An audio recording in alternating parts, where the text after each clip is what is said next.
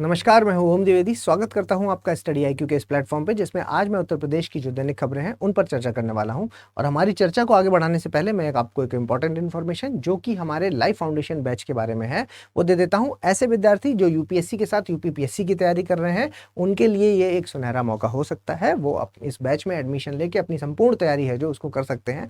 क्योंकि अगर मैं इसकी फीस की बात करूँ तो देखिए, फीस 38,500 है, लेकिन आप मेरा कोड अगर ओम लाइव यूज़ करेंगे तो फीस हो जाएगी 21,999। इस फीस में ये जो दोनों बैच की कंबाइंड प्रिपरेशन किस तरह से करनी है वो आपको बताया जाएगा। उसकी ट्रेनिंग प्रॉपर आपको दी जाएगी। इसकी शुरुआत है जो 22 अप्रैल से शाम को सुबह के 8 बजे हो रही है। इस चीज़ का आपको ध्यान में रखना है। ठीक, चलिए, हमारी जो पहली खबर है उसके तहत क्या है कि उत्तर प्रदेश ऐसा पहला स्टेट बन गया है जो कि अपने जितने भी गवर्नमेंट डिपार्टमेंट्स हैं उनमें 100% इलेक्ट्रिक व्हीकल्स की जो पॉलिसी है वो लेकर के आ रहा है। पूरी तरीके से जो सरकारी डिपार्टमेंट्स है वहां पर 100% ईवीज चलेंगी, मतलब इलेक्ट्रिक व्हीकल्स चलेंगे।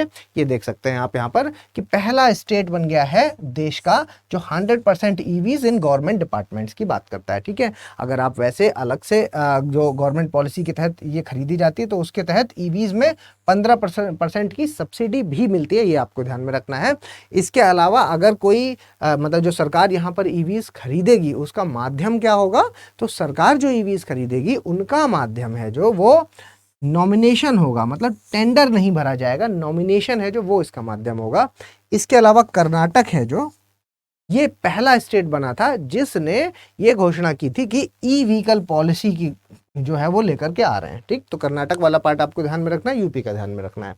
इसके अलावा अगर हम अगली खबर की बात करें तो देखिए, उत्तर भारत के राज्यों में गर्मी का कहर है। ठीक है, अभी कल भी हमने हीट वेव वाला जो है वो पार्ट आपको पढ़ा था, जिसमें कि मैंने आपको बताया था कि हीट वेव जो खतरनाक होती है वो 47 डिग्री से अगर ऊपर निकल जाती है तो वो खतरनाक मानी जाती है। अगर आप मैदानी इलाकों की बात करते हैं तो मैदानी इलाकों में 40, वहीं अगर आप तटीय इलाकों की बात करते हैं तो तटीय इलाकों में इसको 37, और जो आपके पहाड़ी इलाके हैं उनमें 30 डिग्री।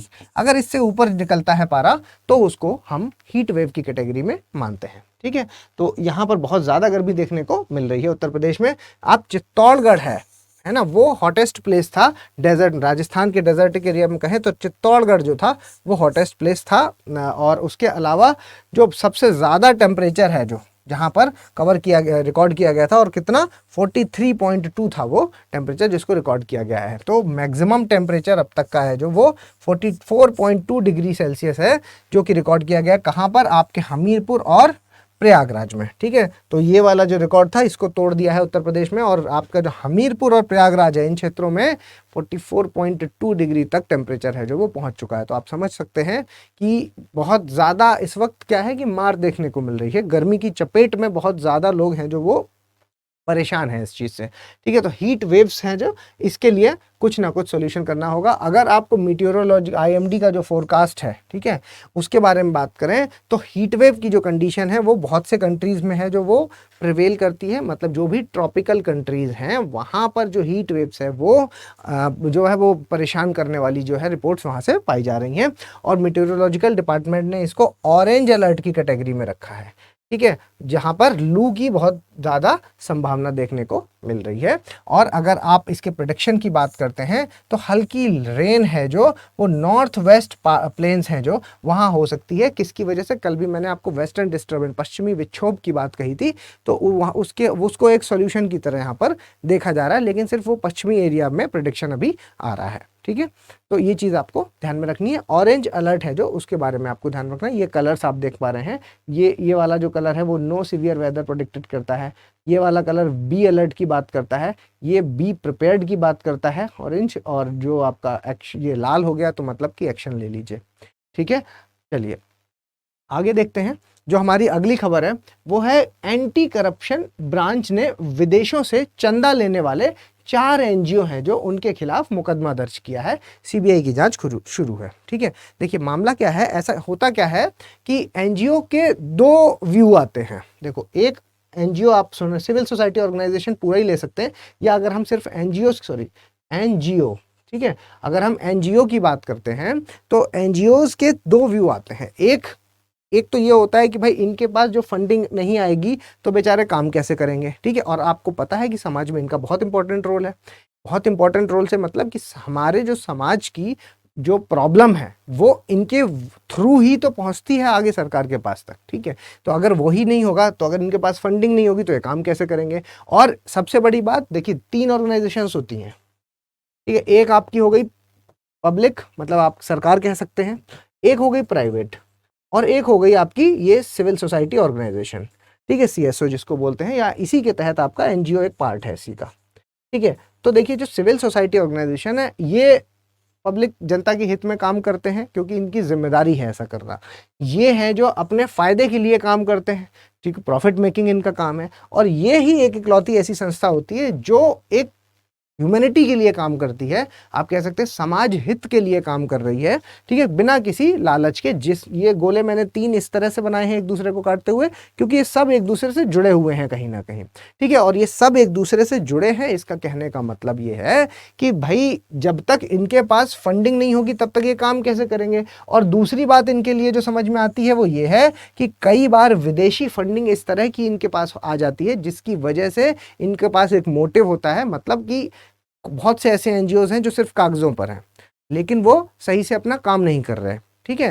तो या फिर वो मान लीजिए कि एग्जिस्ट ही नहीं कर रहे, तो सरकार ने ये चीज़ एक लागू कर दी है कि भाई अगर कोई फंडिंग बाहर से आ रही तो पहले उसकी प्रॉपर जांच होगी, उसके बाद ही उसको लागू किया जाएगा। तो ये इनके साथ एक बड़ी प्रॉब्लम अभी आ गई कि क्योंकि सब जांच के दायरे में आ गए, तो सारी फंडिंग इनकी क्या रुक गई है, फंडिंग रुक गई है, तो जिसकी वजह से क्या है कि ये सही से काम नहीं कर पाते। तो दोनों व्यू हैं इसके, ठीक है। यहाँ वाले अगर हम व्यू की बात करें तो 4 एनजीओ के खिलाफ देखिए मुकदमा हो गया। क्यों? क्योंकि देखिए विदेशों से इन्होंने फंडिंग ली है। अब विदेशों से जो फंडिंग आ रही है उसका मोटिव है जो वो सही भी हो सकता है, गलत भी हो सकता है, ठीक है। तो अधिकतर ये देखा गया है कि वो नेगेटिव मोटिव के साथ आती है, जिसकी वजह से दिक्कत होती है। तो चलिए, एंटी करप्शन ब्रांच है जो सीबीआई, उसने लखनऊ वाले ने, ठीक है, उसने अपनी इन्वेस्टिगेशन है जो इन एनजीओ जो गैर सरकारी संगठन है उनके खिलाफ स्टार्ट कर दी है।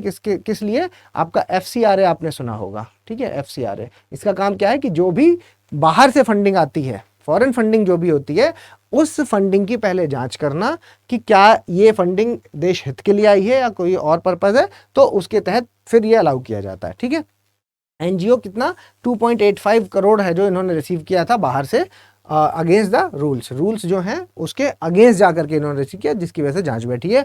और मॉनिटरिंग यूनिट है, क्या नाम है, फॉरेन करेंसी रेगुलेशन एक्ट है ना, एफसीआरए डिवीजन है जो कि होम मिनिस्ट्री के अंडर में आता है, ठीक है। उसने इसकी कंप्लेंट्स है जो 4 एनजीओ की वो लिख लिया और उस पर काम शुरू हो चुका है, ठीक है। आगे देखते हैं यूपी 112, आपने सुना है इसका नाम, 112 हेल्पलाइन है जो यूपी, उसके बारे में बात हो रही है। ये 100 से ज़्यादा लोगों की हर दिन मदद करती है। क्या है मामला? देखिए यूपी, अगर हम 112 की बात करें तो जब से ये चालू हुआ है तो 3.8 करोड़ केसेस हैं जो उत्तर प्रदेश में इसने हैंडल किए हैं, जिसमें 84% तो ऐसे हैं जिनको स्पॉट पे ही रिजॉल्व करा जा चुका है। उसके अलावा जो सर्विस ये जो सर्विस देते हैं वो इमीडिएट हेल्प के नाम पर होते हैं, जैसे कि एक्सीडेंट विक्टिम्स हैं और इनको हॉस्पिटल लेके जाना, ये सारी मदद है जो वो आपको 112 आप करती है। और आप देखिए 100 से ज़्यादा केसेस हैं स्टेट में जो हर दिन ये सुलझाती है, ठीक है। इंजर्ड लोगों को हॉस्पिटल ले जाना, एक्सीडेंट्स जो इतने सारे यूपी में होते हैं वो सारे, क्योंकि यूपी का पॉपुलेशन इतना ज़्यादा है कि जिसकी वजह से जो समस्याएं हैं वो बहुत ज़्यादा यहाँ पर होती भी हैं, और इसका जो काम है वो एक सराहनीय काम है, ठीक है। तो अगर हम न्यूज़ की बात करें तो इन डिस्ट्रेस जस्ट डायल 112, अगर कोई भी समस्या है तो 112 आप डायल कीजिए और चीज़ों को सॉल्व करवा सकते हैं। तो देखिए पुलिस है इसके अंदर, फायर, हेल्थ, वुमेन सेफ्टी, ये सारी चीज़ें हैं जो वो एक अम्ब्रेला के अंदर इंक्लूड की गई हैं, ठीक है। वहीं अगर आप ये how to call a work, ठीक, किस तरह से इसको कॉल करेंगे, तो जब भी आप इमरजेंसी की सिचुएशन में होंगे तो बस आपको डायल कर देना है, जो भी नियर बाई होगी आपकी। अगर आग से संबंधित है तो फायर ब्रिगेड की गाड़ी आ जाएगी, अगर एक्सीडेंट से संबंधित है तो एम्बुलेंस, या फिर अगर कोई क्राइम से संबंधित है तो पुलिस आपकी तुरंत ही उस पर मदद करेगी। मतलब कि क्या है कि अब आपको क्या है, जा करके रिपोर्ट दर्ज करा करके फिर ये सारा प्रोसेस करने की जरूरत नहीं है।